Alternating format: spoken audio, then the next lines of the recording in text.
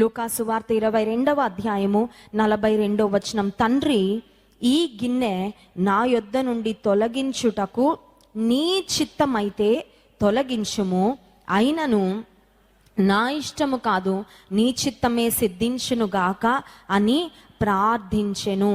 యేసు ప్రభువు జీవితంలో ఆయన ప్రార్థనకు చాలా ఇంపార్టెన్స్ ఇచ్చాడండి. ఈ రోజుల్లో మనకి కూడా చాలా ఇంపార్టెంట్ కొన్ని. అంటే కొంతమంది మనుషులు మనకు చాలా ఇంపార్టెంట్, అవునా కదా? కొంతమంది నుండి ఫోన్ వస్తే వేరే ఫోన్లు కట్ చేసి మరి వాళ్ళతో మాట్లాడతాం కదా, ఎందుకంటే మనకు వాళ్ళు ఇంపార్టెంట్. కొంతమంది మనకు కనబడితే మన చుట్టూ 100 మంది ఉన్నా అసలు వాళ్ళు ఎవరిని పట్టించుకోం, మనకి ఎవరి ఇష్టమో వాళ్ళ మీద మనం ఫోకస్ చేస్తాం. కొన్ని పనులంటే మనకి చాలా ఇష్టం, కొంతమందికి టీవీ అంటే ఇష్టం, వాళ్ళకు ఒక షో అంటే ఇంట్రెస్ట్. కళ్ళు అతుక్కుపోయి పిల్లలు పిలుస్తున్నా భర్త పిలుస్తున్నా లెక్కే చేయం. నన్ను కాదు, నాకు అసలు ఆ సౌండ్ వేవ్స్ ఎందుకో చేరవు కదండి. మనకి ఏదంటే ఆసక్తో దాని మీద మనం మొత్తం మనస వాచ కర్మణ అన్నట్టు మన కంప్లీట్ బీయింగ్ ఇన్వాల్వ్ అయిపోద్ది. ఒక క్రైస్తవునికి what should be the most important thing for a Christian? ఒక విశ్వాసికి అత్యంత ప్రాముఖ్యమైనది ఏమవ్వాలి? ఈ ఉపవాస ప్రార్థనలో నేర్చుకుందాం. చాలా మందికి అత్యంత ప్రాముఖ్యమైనది ఏంటంటే బంగారం. చాలా మందికి అత్యంత ప్రాముఖ్యమైనది ఏంటంటే ధనం. ఆ ఉన్న ధనాన్ని ఎలా మల్టిప్లై చేసుకోవాలి, ఆ ఉన్న ధనాన్ని మళ్ళీ ఎట్లా ఇన్వెస్ట్ చేయాలి, ఆ ధనాన్ని ధనం ధనం ధనం ఇంకా డబ్బు డబ్బు డబ్బు డబ్బు. వాళ్ళ గుండె కూడా లబ్బు డబ్బు లబ్బు డబ్బు అని కొట్టుకుంటా ఉంటుందంట కొంతమందికి, ఎందుకంటే that's how much they love money. డబ్బు అంటే అంత ఇష్టం. ఇప్పుడు ఒక విశ్వాసికి what is the most important thing for a Christian? మన దేవునికి ఏది ఇంపార్టెంటో మనకు అది ఇంపార్టెంట్. హల్లెలూయా, అంతే కదండి. దేవుని బిడ్డలము, దేవుని పోలికలో చేయబడ్డాము. ఆయన రాజ్యము కొరకు ఆయన మనల్ని ఏర్పాటు చేసుకున్నాడు.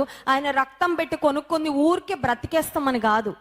ఏది విలువైనదో తెలుసుకోకుండా విలువ లేని జీవితాలు జీవిస్తామని కాదు. దేవుడు మనల్ని రక్షించుకుంది, రక్తం పెట్టి కొనుక్కుంది. నా బిడ్డలు అని చెప్పింది ఊరికే కాదండి. మీరు నా సొత్తు అన్నాడు యేసయ్య. హల్లెలూయా. ఎందుకన్నాడు? ఊరికే అనలేదు. అందరిలా బ్రతికేస్తామంటే ఆయన మనల్ని అందుకు కాదండి ఏర్పాటు చేసుకుంది. యేసు ప్రభుకు what was important for Jesus Christ?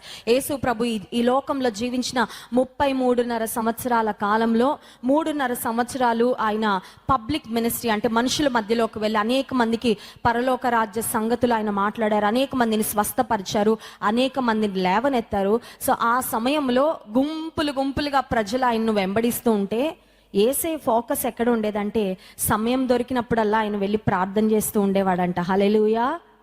చూడండి, మన చుట్టూ జనాలు ఉంటే మనకి ప్రార్థనే గుర్తురాదు, అవునా కదా?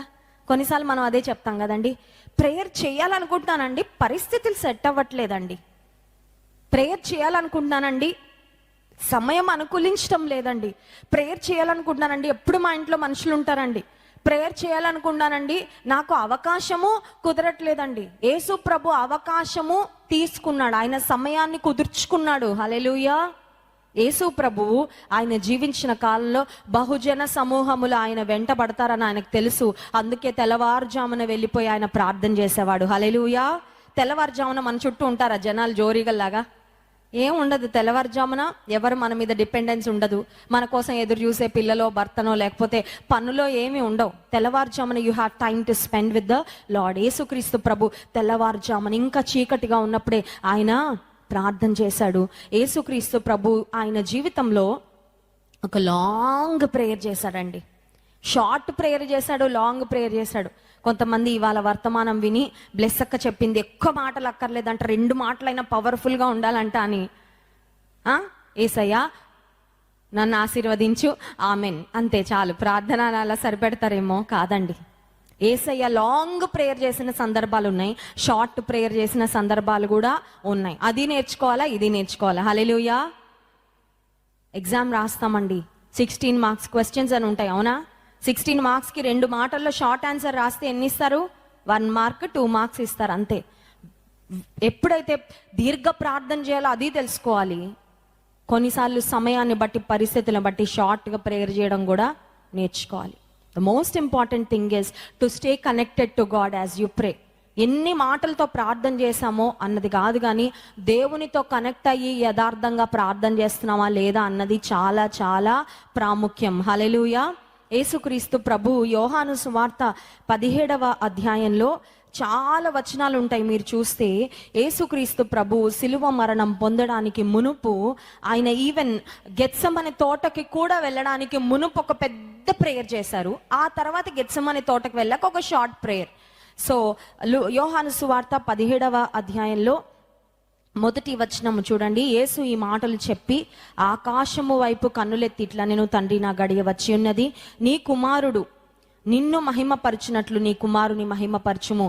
నీవు నీ కుమారునికి ఇచ్చిన వారి కందరికి ఆయన నిత్య జీవం అనుగ్రహించినట్లు సర్వ శరీరుల మీదను ఆయనకు అధికారము ఇచ్చితివి. ఈ ప్రేయర్ అంతా మీరు చదవండి ఇంటికి వెళ్ళిన తర్వాత. This is a very beautiful prayer, very long prayer. యేసు ప్రభు పెద్ద ప్రార్థన కూడా చేశారు. సమయాన్ని బట్టి కొన్ని పరిస్థితుల్లో చిన్న ప్రార్థన కూడా చేశారు. ఇంకొకటి ఏంటంటే, యేసుక్రీస్తు ప్రభు జీవితంలో ఆయన శిష్యులు ఆయన దగ్గరకు వచ్చి మాకు ఎలా ప్రార్థన చేయాలో నేర్పించయ్యా అంటే, ఇప్పటి వరకు నాతో తిరిగారు, ప్రార్థన చేయడం కూడా రాదా, ఎందుకు పనికిరారు మీరు అనలేదండి. కొన్నిసార్లు మనకి ప్రార్థన చేయడం రాకపోతే అడగచ్చు, ఎలా ప్రార్థన చేయాలో. మనం అనుకుంటాం నాకు అన్నీ తెలుసు అనుకుంటాం కదండి. కొంతమంది ఉంటారండి, వాళ్ళకి ఎవరిని అడగడం ఇష్టం ఉండదు. రోడ్డు మీద వెళ్ళేటప్పుడు ఈ రోజుల్లో అంటే GPS వచ్చేసింది, కానీ ఇంతకు ముందు మనకి GPS లేనప్పుడు తెలియని ఊరికి తెలియని ప్రాంతానికి వెళ్ళినప్పుడు భార్య అంటది భర్తని, ఏమండి కొంచెం పక్కన ఆయన అడగండి, ఇదే రోడ్డో కాదని. నాకు తెలుసు కదా, కూర్చో, నువ్వు కూర్చో, నువ్వు మౌనంగా ఉండి ఊరికే విసిగిస్తావు, నాకు తెలుసు నాకు తెలుసు నాకు తెలుసు అని. ఇటు వెళ్ళాల్సింది అటు వెళ్ళిపోతాడు. మొత్తం వెళ్ళాల్సిన పెళ్ళి మొత్తం అయిపోద్ది, అప్పుడు చేరుకుంటారు. భార్య అంటది, అదేంటండి నేను అడగమని చెప్పాను కదా అంటే అప్పుడు ఏం మాట్లాడు. ఎందుకంటే కొంతమందికి నాకు ఇది తెలీదు, నాకు ఇది సహాయం చేయండి అని అడగడానికి అహం అడ్డం వచ్చేస్తా ఉంటది. నో సంథింగ్, అవసరమైనప్పుడు నువ్వు మనుషులనైనా అడిగి తెలుసుకుంటే నీకు చాలా శ్రేష్టం. Hallelujah. And most importantly, it is so good to ask the lord. దేవుణ్ణి అడగాలి. నాకు అన్ని తెలుసయ్యా అంటే దేవుడు అంటాడు, ఇంకా నేనేం చెప్తాను, నువ్వు చేసుకోపో నీ జీవితాన్ని అంటాడు. నాకేం తెలియదయ్యా, I'm like an empty paper, ఒక వైట్ పేపర్ లాగా నా జీవితం. నాకు నువ్వు చెప్పయ్యా, నాకు నువ్వు నేర్పించయ్యా, నాకు నువ్వు తెలియపరచయ్యా, నాకు నువ్వు బోధించయ్యా అని కూర్చుంటే చాలా కొత్త కొత్త విషయాలు, కొన్నిసార్లు పాత విషయాలు కూడా మర్చిపోతా ఉంటామండి. You will relearn. Hallelujah. Learning, unlearning, relearning అనే 3 మాటలు ఉంటాయండి తెలుసా ఇంగ్లీష్లో. Learning, unlearning, relearning. లర్నింగ్ అంటే ఏంటి మనందరికీ తెలుసు, నేర్చుకోవడం, అది సింపుల్. లర్నింగ్ యూజువల్గా మనం చేసేది. అన్లర్నింగ్ అంటే ఏంటో తెలుసా, కొన్ని నేర్చుకుంటాం కానీ తప్పుగా నేర్చుకుంటాం. కొన్ని ఎలా నేర్చుకోవాలో అలా నేర్చుకోకుండా కొన్ని కాన్సెప్ట్ తప్పుగా మన మైండ్లో పడిపోద్ది. వాటిని ఏం చేయాలంటే అన్లర్న్ చేయాలి, అంటే ముందు అవి డిలీట్ చేయాలి. ఎందుకంటే ఒక తప్పుడు అభిప్రాయం మనలో ఉండిపోయింది, అది ఎవరో నేర్పించారు. అది పెద్దల నుండో లేకపోతే సాంప్రదాయాల వలన, ఆచారాల వలనో, స్నేహితుల వలనో, ఎక్కడో చదివో ఒక తప్పుడు అభిప్రాయం పెట్టేసుకొని ఇది కరెక్ట్ అనుకుంటున్నాం. ఇప్పుడు దాన్ని ఏం చేయాలంటే అన్లర్న్ చేయాలి. అన్లర్న్ అంటే దాన్ని డిలీట్ చేయాలి. సో అది సెకండ్ థింగ్ అనమాట. మూడోది ఏంటంటే రీలర్న్. రీలర్న్ అంటే ఏంటంటే కొన్ని పాత విషయాలు మనం మర్చిపోతాం, కొన్ని సరైన విషయాలే సరైన విధానంలో మనం తెలుసుకోము, వాటిని మళ్ళీ నేర్చుకోవాలన్నమాట. సో దేవుని సన్నిధిలో ఈ 3 జరగాల. First the learn, unlearn, relearn. కొంతమంది ఇక్కడ కూర్చుంటారు కానీ ఇక్కడ చెప్పే ప్రసంగానికి మార్కులు వేయడానికి కూర్చుంటారు. బ్లెస్సీ గారు ఏం చెప్తున్నారు, ఇవన్నీ మాకు తెలుసులే అని అలా కూర్చుంటే మీకు ఏ ఉపయోగం ఉండదు. దేవుని మందిరానికి వచ్చినందుకు కూర్చొని ఏమి లర్న్ చేసుకోవాలి, ఏమి అన్లర్న్ చేసుకోవాలి, ఏవి రీలర్న్ చేసుకోవాలి, ప్రభువా నాతో మాట్లాడు అని కూర్చుంటే ఖచ్చితంగా 100% బెనిఫిట్ ఉంటుంది. హల్లెలూయా. 100% మన మనసుకి, మన ఆత్మకి, మన దేహానికి, మూడిటికి దేవుడు ఆశీర్వాదాన్ని ఇస్తాడు. హల్లెలూయా. దేవుని సన్నిధి అంటే ఏదో మైండ్కి ఇన్ఫర్మేషనే కాదండి. కొంతమంది అనుకుంటారు బైబిల్ తెలుసుకోవడం, చదువుకోవడం అంటే ఇన్ఫర్మేషన్ అని. It is an information which also brings a reformation. Hallelujah. Information brain కి, రిఫర్మేషన్ మన ఆత్మకి. ఈ ఇన్ఫర్మేషన్ మన లోపలికి వెళ్ళి మన ఆత్మని బాగు చేస్తుంది, మన ఆత్మీయ స్థితిని బాగు చేస్తుంది. సో ఇప్పుడు దేవుని వాక్యం ఓన్లీ మైండ్కి, హార్ట్కేనా, లేకపోతే మైండ్కి, స్పిరిట్కేనా అంటే బాడీకి కూడా. ఇక్కడికి ఏమన్నా వ్యాధులతో, బలహీనతలతో, దౌర్బల్యతలతో వచ్చినా ఇది కూడా బాగు చేసి పంపించేస్తాడు. Hallelujah. So God is all in one. హల్లెలూయా.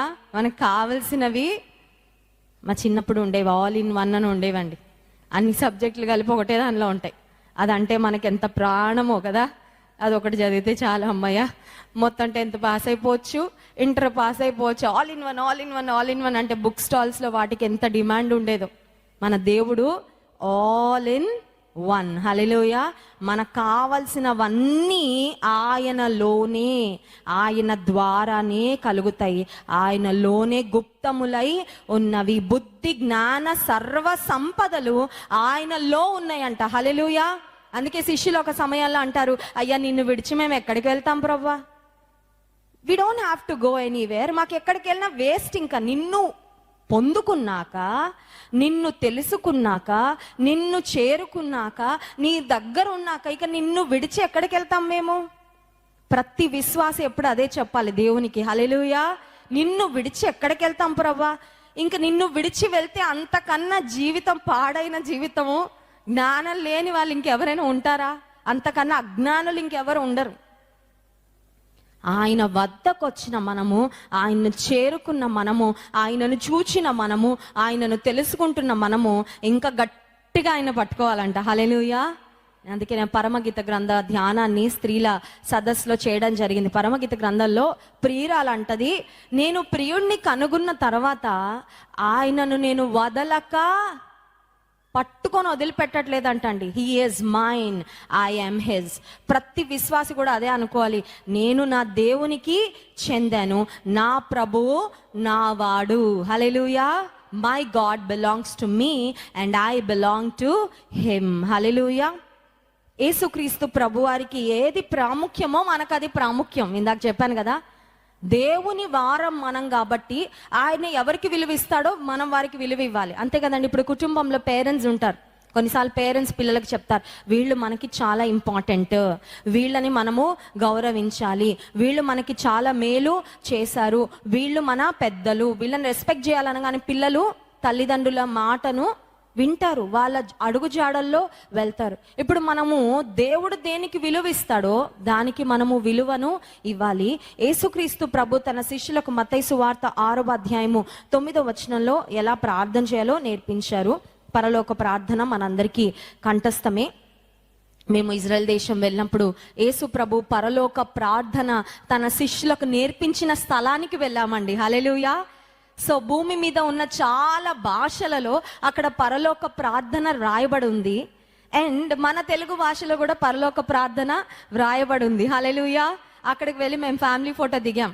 ఆ పరలోక ప్రార్థన దగ్గర యేసుక్రీస్తు ప్రభు తన శిష్యులకు ప్రార్థన నేర్పించిన స్థలానికి వెళ్ళి నేను ఒకటి అడిగాను, యేసయ్యని, ఇంకా ఎట్లా ప్రార్థన చేయాలో నాకు ప్లీజ్ లార్డ్ టీచ్ మీ.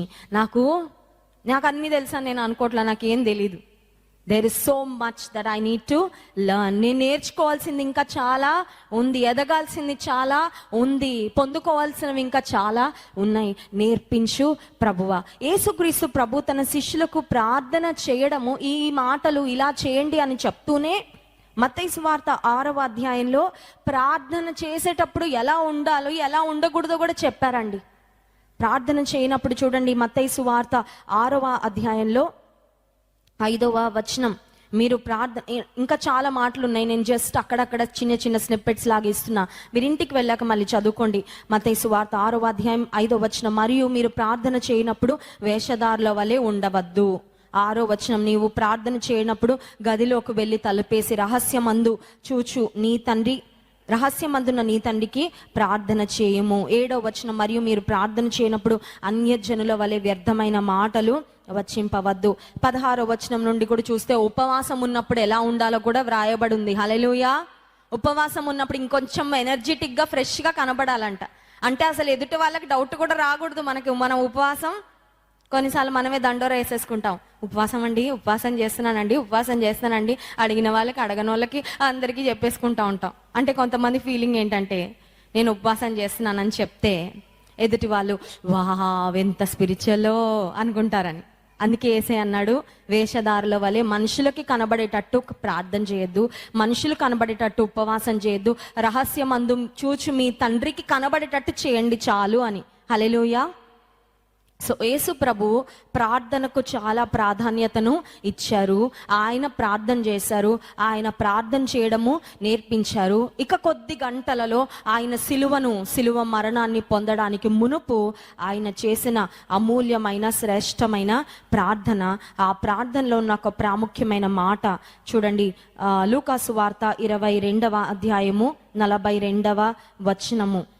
తండ్రి, ఈ గిన్నె నా యొద్ద నుండి తొలగించుటకు నీ చిత్తమైతే తొలగించుము, అయినను నా ఇష్టము కాదు నీ చిత్తమే సిద్ధించునుగాక అని ప్రార్థించెను.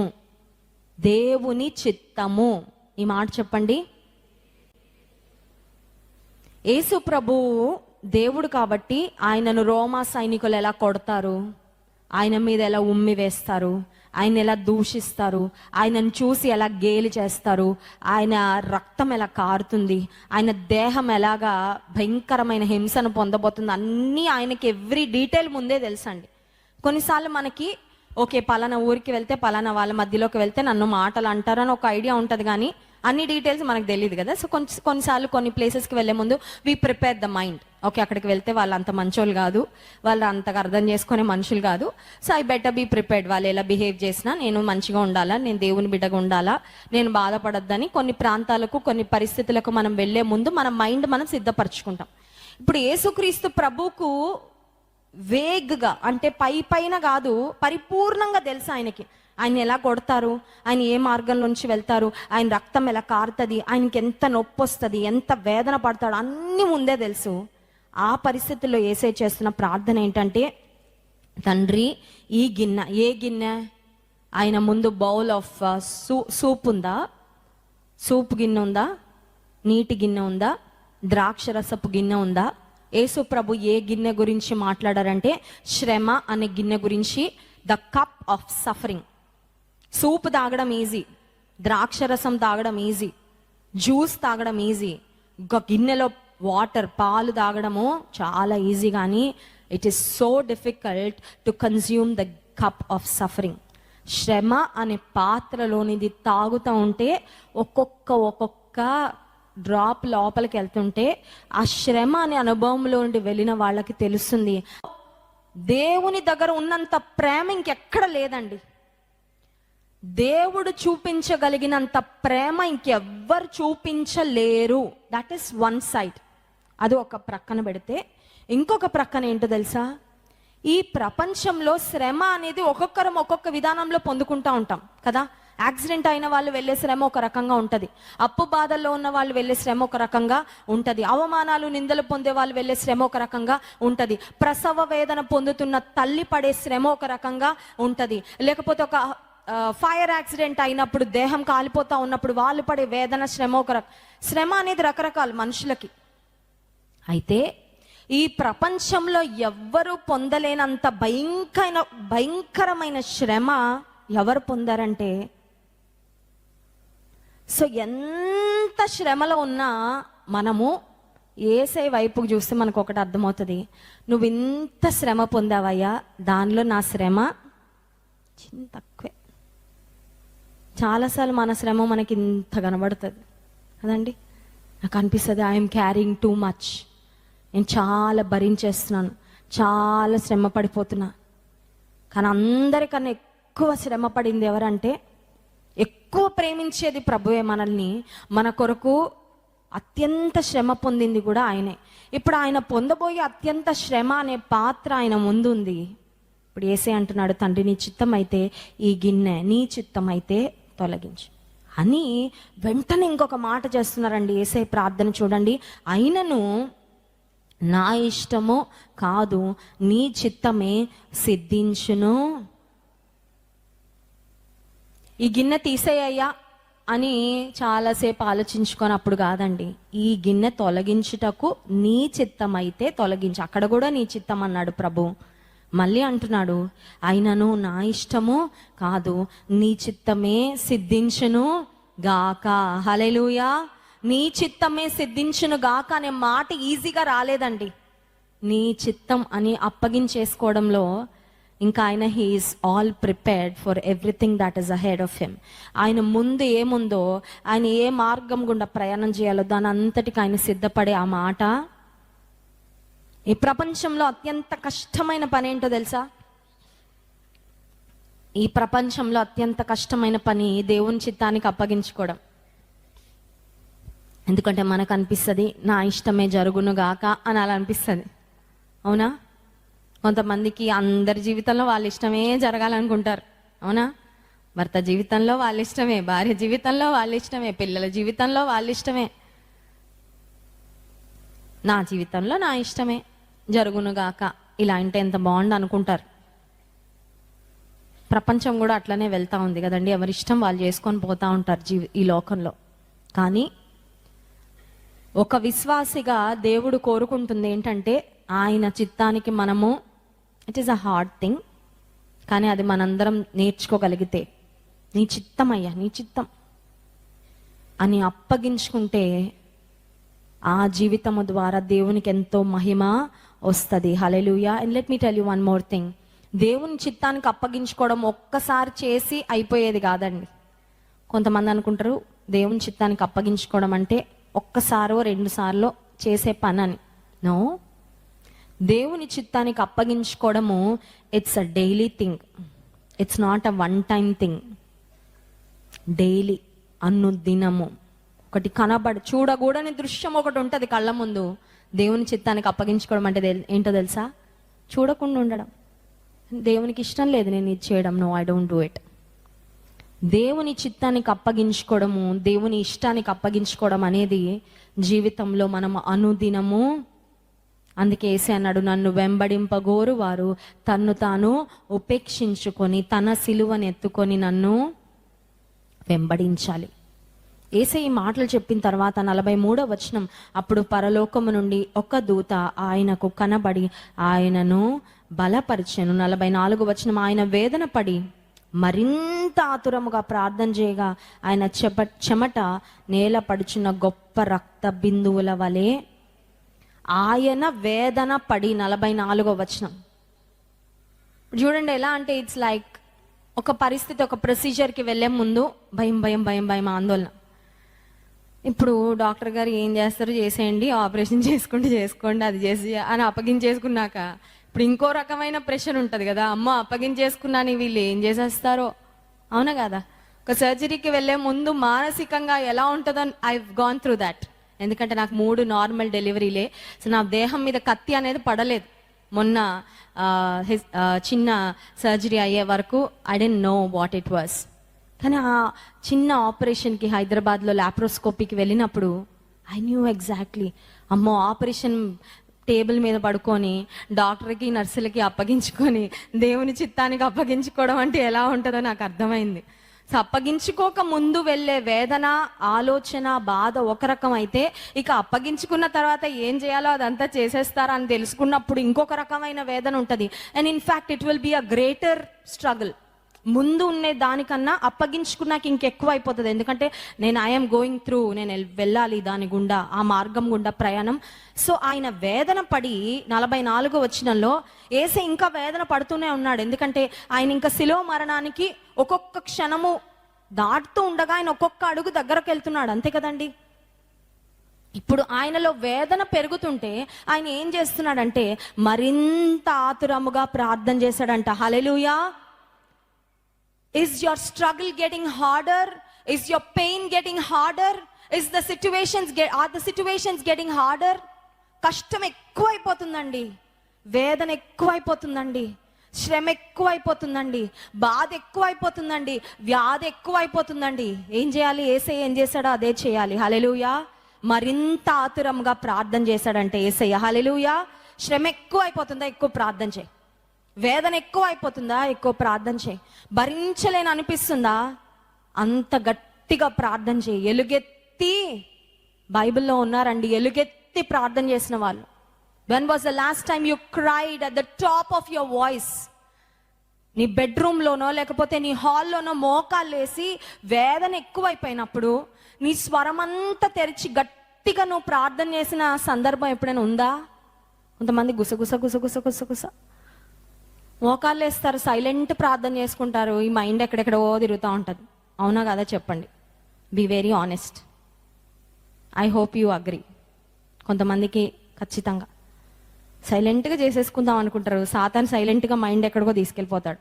పాపం ఇక్కడ మోకాళ్ళు వేసి ఉంటారు కానీ మైండ్ హైదరాబాద్లో తిరుగుతూ ఉంటుంది. But when you pray loud, నోరు తెరిచి బిగ్గరగా ప్రార్థన చేస్తే ఏమవుతుందో తెలుసా? డిస్ట్రాక్షన్ ఉండదు. అట్లని ఇంట్లో అందరూ చదువుకుంటా, అందరూ ఏదేదో పనులు చేసుకుంటూ గట్టిగట్టిగా ప్రార్థన చేయొద్దు. లెస్సీ వెస్లీ గారు చెప్పారండి బిగ్గరగా ప్రార్థన చేయమని, అని పక్కన వాళ్ళకి డిస్టర్బెన్స్ అది చెప్పట్లే. When your pain is hard, when your pain is deep, ఒక రూమ్లోకి వెళ్ళు, తలుపేసుకో, లేకపోతే ఇంటి టెర్రస్ మీదకి వెళ్ళు, ఎవరికి డిస్టర్బెన్స్ ఉండదు. నువ్వు కూడా నీ హృదయం అంతా కుమ్మరించుకునేటట్టు బిగ్గరగా నువ్వు ఎలుగెత్తి ప్రార్థన, అన్నిసార్లు ఎలుగెత్తి చేయమనట్లేదు, but when the pain is deep, ఆయన మరింత వేదన చెందినప్పుడు మరింత ఆతురముగా ప్రార్థన. సో బైబిల్లో ఉంటుంది, ఇంగ్లీష్ బైబిల్లో, being in agony he prayed more earnestly, ఇంకా ఆసక్తిగా చేశాడంట యేసయ్య ప్రార్థన. నా సందేశాన్ని ముగిస్తున్నాను. ఉపవాస ప్రార్థనకు వచ్చిన మనము దేవుని సన్నిధిలో ఏం నేర్చుకోవాలో తెలుసా? మరింత ఆతురముగా ప్రార్థన.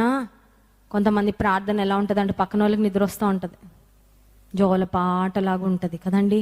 ఆ ప్రార్థనలో తీవ్రత ఉండదు, ఆ ప్రార్థనలో ఫోకస్ ఉండదు, ఆ ప్రార్థనలో ఇంటెన్సిటీ ఉండదు. ప్రార్థన ఎలాగో మామూలుగా వెళ్ళిపోతా ఉంటుంది, స్మూత్గా జోలపాటలాగా కాదు. నువ్వు నిజంగా ప్రార్థన చేస్తే ఆ ప్రార్థనలో శక్తి ఉంటుంది. హల్లెలూయా. నువ్వు ప్రార్థన చేస్తే నీ పరిస్థితులు అన్నీ కదులుతాయి ఖచ్చితంగా. When you pray miracles will happen. అది అడుగుదాం ప్రభుని. అయ్యా, నువ్వు సిలువ మరణం పొందడానికి ముందు కూడా అంత ఆసక్తిగా, అంత ఆతురంగా ప్రార్థన చేసావయ్యా, నాకు కూడా ప్రార్థన చేయడం నేర్పించు. I want to pray like you. ఏసయ్యా, అయ్యా నీలాగా ఉండాలనుకుంటున్నా అంటే, నాలాగే నీకు అంత పెద్ద ఆశనా అనడండి. నాలాగా అయిపోవాలనుకుంటున్నావా అనడు. ఆయన అంటాడు, నాలాగా నువ్వు అవ్వాలని నేను కోరుకుంటున్నాను అంటాడు. హల్లెలూయా. మనలాగా ఇంకొకరు అయిపోతానంటే కొన్నిసార్లు మనకు నచ్చదేమో. నాలాగా అయిపోతే ఎలా అండి, మరి నా విలువ తగ్గిపోద్దేమో అండి అనుకుంటామేమో కొన్నిసార్లు. ఏసయ్య నాలాగా, అయ్యా నీలాగా అవ్వాలనుకుంటానంటే ఆయన అంటాడు, ఎస్, నువ్వు నాలాగా అవ్వడానికి నీకేం కావాలో అవన్నీ నేను ఇస్తానంటాడు. హల్లెలూయా. ఈ ఉదయకాల సమయంలో కూడా అడుగుదాం, ప్రభువా నీ చిత్తానికి అప్పగించుకోవడం నాకు నేర్పించు, నీ చిత్తానికి అప్పగించుకోవడం నాకు నేర్పించు. శ్రమ అనే పాత్ర కొన్నిసార్లు మన ఎదుట ఉన్నప్పుడు ఆ శ్రమ అనే పాత్రను ఎస్కేప్ అవ్వాలనిపిస్తుంది, కానీ దాని గుండా ప్రయాణం చేయడమే, if that is God's will, ఆ శ్రమ అనే పాత్ర మనం త్రాగడం దేవుని చిత్తం అయితే త్రాగాలండి. ఎందుకంటే విశ్వాసి జీవితంలో శ్రమ కూడా ఒక భాగమే. శ్రమ లేకపోతే విశ్వాసి జీవితానికి విలువ. ఒక కత్తి ఎలా అయితే పదును చేయబడకపోతే ఆ కత్తి వలన ఉపయోగం ఉండదో, విశ్వాసి శ్రమ అనే ఆ ప్రాసెస్ గుండానే మనం ఇంకా మార్చబడతాం, రూపాంతరం చెందుతాము, దేవుని పోలిక మనలో కలుగుతుంది. మన జీవితంలో ఏ పరిస్థితుల గుండా వెళ్తున్నప్పటికీ ప్రభు చిత్తానికి అప్పగించుకొని ఆయన చిత్తము మన జీవితంలో ప్రతి విషయంలో మనం జరిగించడానికి దేవుడు తన కృపను మనకు అనుగ్రహించును గాక. ఆమె